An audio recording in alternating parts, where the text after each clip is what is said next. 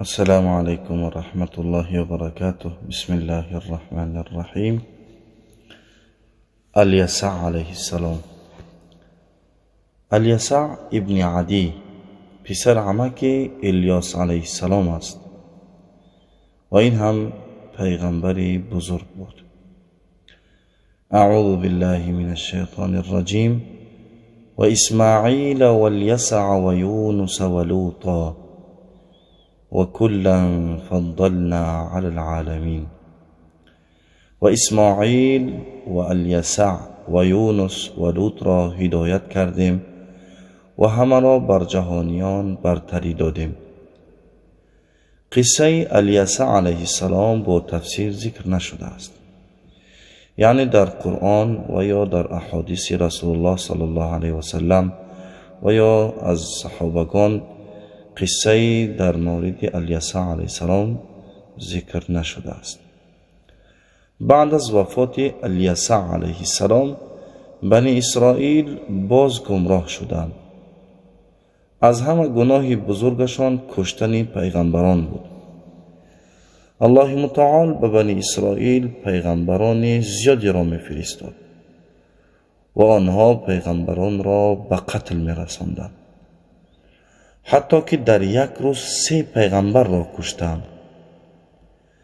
بنی اسرائیل به پیغمبر نبودند، یعنی الله به آنها همیشه پیغمبر میفرستاد تا اینکه آنها را به سوی یکتاپرستی هدایت کند.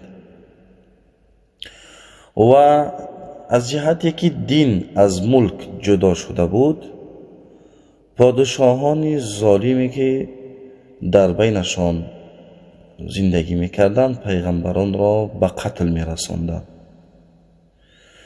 و الله متعال بر آنها عذابی را فرستاد. یعنی با قوم عمالق جنگ کردند، با قومی که بسیار هم بزرگ جسم بودند، بسیار با قوت بودند. در زمانه یوشع ابن نون با بنی اسرائیل جنگ کرده بودند و بنی اسرائیل پیروز شده بودند.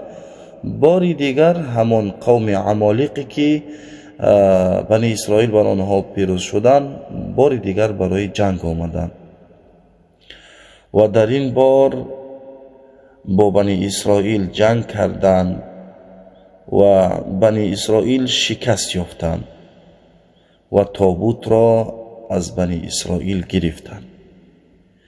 یعنی بنی اسرائیل وقتی برای جنگ می رفتن یا اینکه وقتی می خواستن دعا کنن برای باران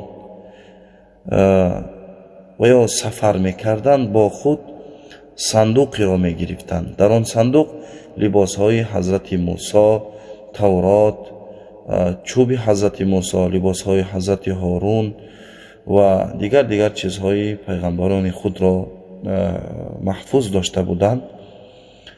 وقتی که در جنگ با عمالق پیروز نشدند، شکست یافتند، عمالق آن تابوت را از دست بنی اسرائیل گرفتند و این هم برایشان یک شکست بزرگی بود، تا اینکه الله متعال برای آنها پیغمبر دیگری را فرستاد.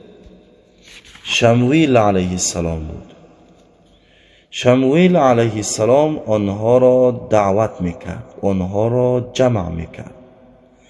اکنون بنی اسرائیل محتاج به شخصی بودند که آنها را راهنمایی کند و آنها را یک قوت کند، یک جا جمع کند، یعنی تفرقه نباشند. و بنی اسرائیل به شموئیل گفتند از بین ما پادشاه را اختیار کن، یعنی یک شخص را اختیار کن که هم پادشاه باشد و هم شخص نیکی باشد که ما را راهنمایی کند. انشاءالله تعالی دوام قصه را در نوار بعدی میشنویم. السلام علیکم و رحمت الله و برکاته.